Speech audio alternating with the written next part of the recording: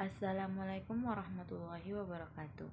Perkenalkan, nama saya Yeni Francisca dengan NIM 0601243077 dari kelas IP3 di Ilmu Perpustakaan. Baik, di sini saya akan menjelaskan beberapa poin penting tentang negara, agama, dan kewarganegaraan. Nah, mari saja kita ke pengertian negara, agama, dan warga negara. Negara adalah suatu wilayah yang diorganisasikan secara politik dan dikuasai oleh pemerintah. Negara memiliki kedaulatan, wilayah, penduduk, dan pemerintah yang sah. Sedangkan agama adalah sistem keyakinan dan praktik yang berkaitan dengan hal-hal yang dianggap suci dan sakral.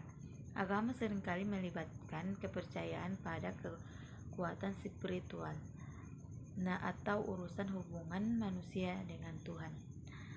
Dan yang terakhir adalah warga negara, adalah anggota suatu negara yang memiliki hak dan kewajiban penuh sebagai bagian dari negara tersebut. Nomor 17 tahun 2006, warga negara adalah suatu negara yang ditetapkan berdasarkan peraturan perundang-undangan. Pasal 26 ayat 1 dijelaskan bahwa dalam menjadi warga negara memiliki pengertian, yaitu kelompok orang bangsa Indonesia asli serta kelompok orang bangsa lain yang telah disahkan melalui undang-undang sebagai warga negara. Adapun unsur-unsur negara, agama, dan warga negara. 1. Unsur-unsur negara. Rakyat, sekelompok orang yang tinggal di wilayah suatu negara dan memiliki ikatan hukum dengan negara tersebut. Wilayah, teritorial yang dikuasai oleh suatu negara, meliputi daratan, perairan, dan udara. Pemerintah, organisasi memiliki kekuasaan untuk mengatur dan mengelola negara. 2. Unsur-unsur agama. Kepercayaan atau akidah, keyakinan terhadap adanya Tuhan atau kekuatan supernatural. Ibadah, praktik keagamaan yang dilakukan oleh penganutnya. Nilai-nilai moral, ajaran-ajaran mengenai hal-hal kebaikan dan buruk, benar dan salah. 3. Unsur-unsur warga negara. Kewarganegaraan, status hukum seseorang sebagai anggota suatu negara. Hak kekuasaan atau kewenangan yang dimiliki oleh warga negara. Setiap hak memilih, hak berpendapat, dan hak mendapatkan perlindungan hukum.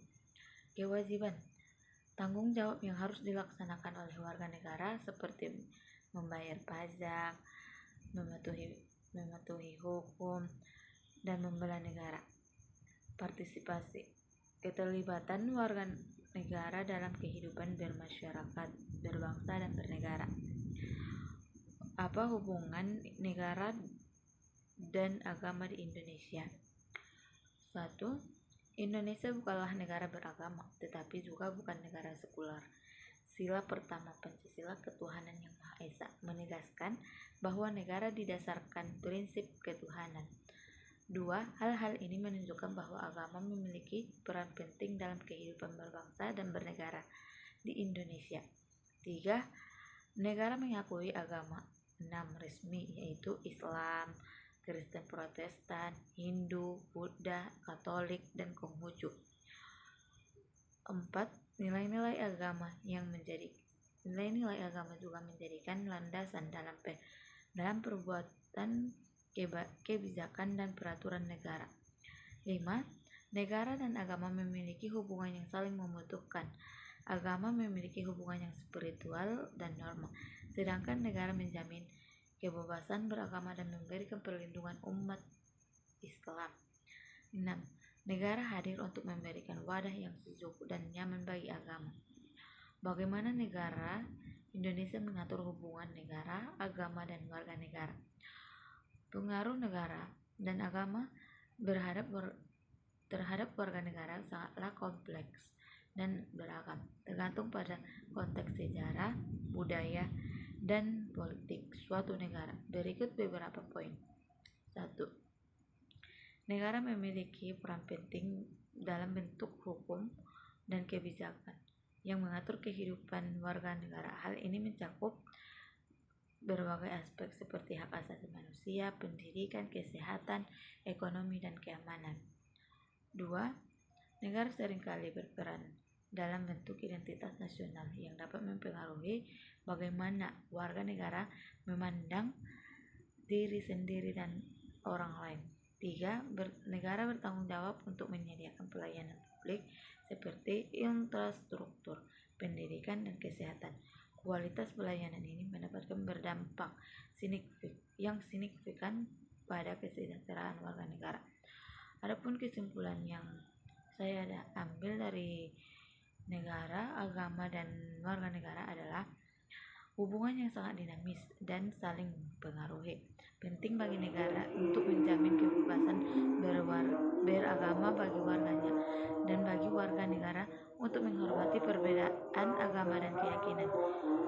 Cukup sekian yang saya dapat sampaikan. Jika ada kata yang salah, saya mohon maaf.